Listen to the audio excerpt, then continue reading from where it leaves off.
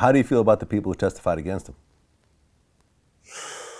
He just had like it is what it is type of move, you know. He don't have no regrets.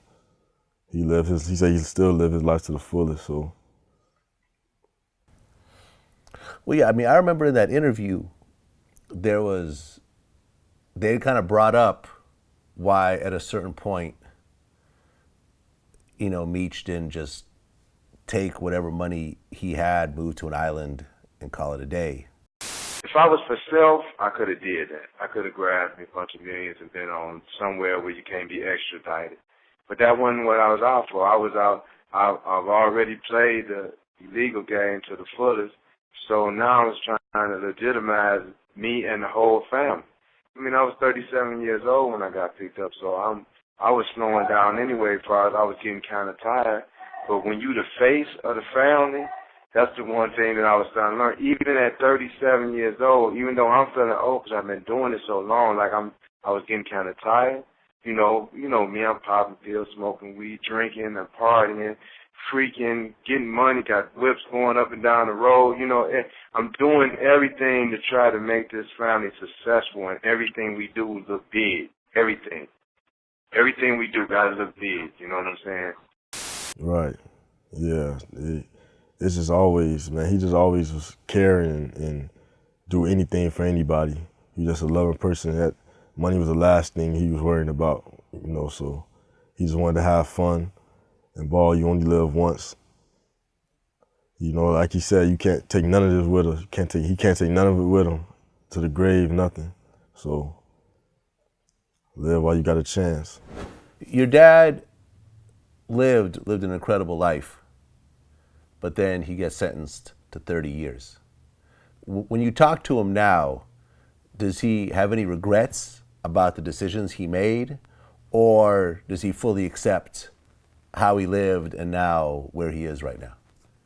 He fully accepts how he lived and where he is right now. I mean, he just, a few years ago, he just got out of the SMU program. He was in there for 3 years, 24-hour lockdown, barely any visits, none of that. So it was, now he's, all the way, he got transferred from there to medium, and then, he worked his way down to a low facility. So that lets you know he's coming home soon. But he just also wants to, like, not be put in a negative light. I'm basically the positive output of him, and he wants me to, explore the music industry, and with my rapping and producing and stuff like that. Okay, because he got he got sentenced in 2008, right? Right, 2007. He gets 2007. Sorry, he gets 30 years. How many years have been officially cut off right now? About 58 months, or 68 months. I mean, 68 months. So that's about that's 5 years. Yeah, 5.5 years. 5.5 years. Okay, so now he's down to 24 or something.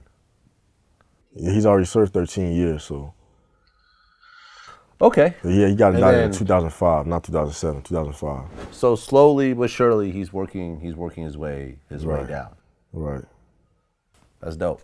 Yeah. That's dope. Now, people like me knew about Big Meech because I was really in the music industry, and I was around them and so forth. But up until a certain point, Big Meech was sort of this, Big Meech and BMF was sort of an underground kind of name until Rick Ross dropped the song BMF.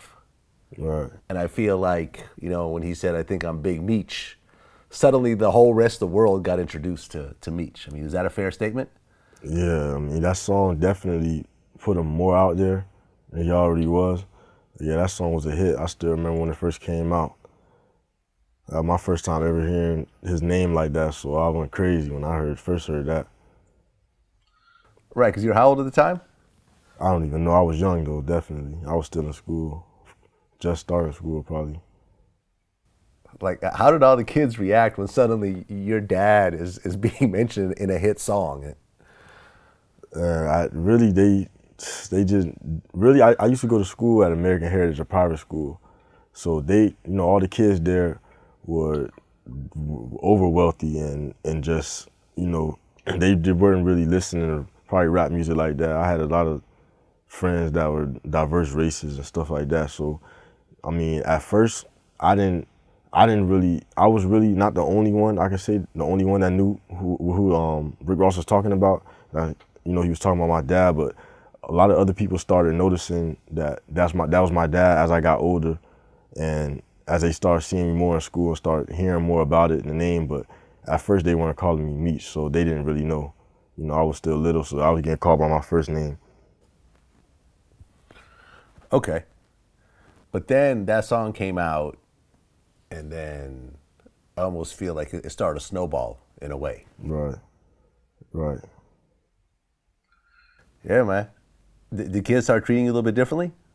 I mean, not really. Just it was always cool to them. Like I have a friend that his dad is a a huge in the music industry and huge. Everybody looks up to him. Everybody says his name and stuff like that. So I mean, I always had friends that was on that level. But it was it was cool. They didn't really treat me any differently.